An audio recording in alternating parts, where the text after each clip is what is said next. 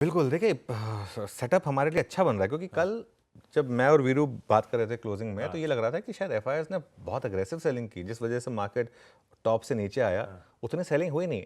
4,500 करोड़ की सेलिंग हुई। हाँ, उसके मुकाबले डीआईएस ने उतना बाय नहीं किया, सिर्फ 3500 करोड़ बाय किया। तो उस हिसाब से ठीक है। और 4 दिन में, नहीं 8 दिन में, सॉरी, ये बार्स आ गए आपकी स्क्रीन पर। ये तो खैर 6 दिन के बार्स दिख रहे हैं आपको, डीआईएस के ग्रीन, एफआईआईज़ के रेड।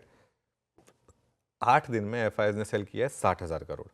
अब इस नंबर की इंपॉर्टेंस बताता हूँ मैं कि 8 दिन में 60,000 करोड़ बेचा तो उसकी इंपॉर्टेंस क्या है।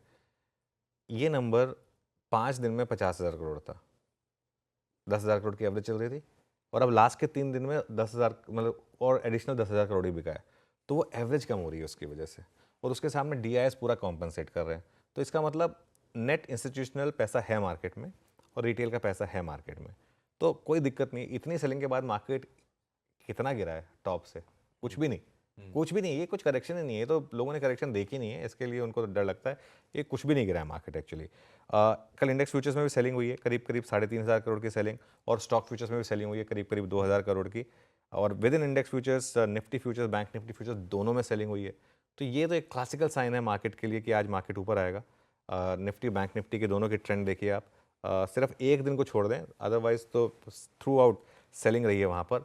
और उसके बाद अगला नंबर देखिए आप, जिस हिसाब से कॉन्ट्रैक्ट कम हुए हैं या शॉर्ट ऐड हुए हैं, उतना तो मार्केट गिरा ही नहीं है। लॉन्ग कम हुए 30,000, शॉर्ट ऐड हुए 23,000। आप इमेजिन करिए आशीष, 4,500 करोड़ कैश में बेचा, 53,000 शॉर्ट्स ऐड करे सिस्टम में, उसके बावजूद निफ्टी 30 पॉइंट गिरा है कुल मिलाकर।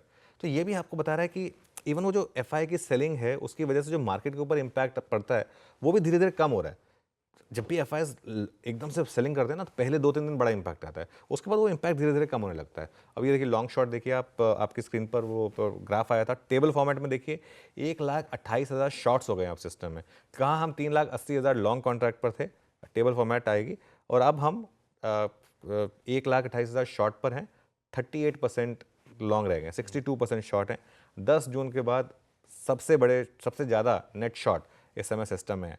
इवन अगर आप इंडेक्स ऑप्शंस का आंकड़ा देखेंगे, हालांकि कल बैंक निफ्टी की एक्सपायरी थी, काफ़ी हद तक उन्होंने कॉल लॉन्ग को कवर किया है इस समय। इंडिया वेक्स कल थोड़ा सा नीचे आया 3%, और पुट कॉल रेशो अभी भी ओवरसोल्ड जोन में है, 0.72 वर्सेस 0.74। तो मामला एकदम ठीक ठाक है। हाँ, एक चीज़ आप कह सकते हैं, बैन में थोड़े बड़े स्टॉक्स ऐड हो रहे हैं, जैसे कि टाटा केमिकल्स बैन में ऐड हो गया कल। ये बैन में ऐड हुआ, और ऑलरेडी 10 स्टॉक्स थे, तो कुल मिलाकर अब 11 स्टॉक्स हो गए बैन में। तो ये एक थोड़ा सा आप कह सकते हैं कि मामला ख़राब हुआ, लेकिन अदरवाइज सेटअप अभी भी ओवरसोल्ड है, और मार्केट तैयार है कि रैली करे अगेन, विद द कैवेट कि रीसेंट लो बचना चाहिए बस।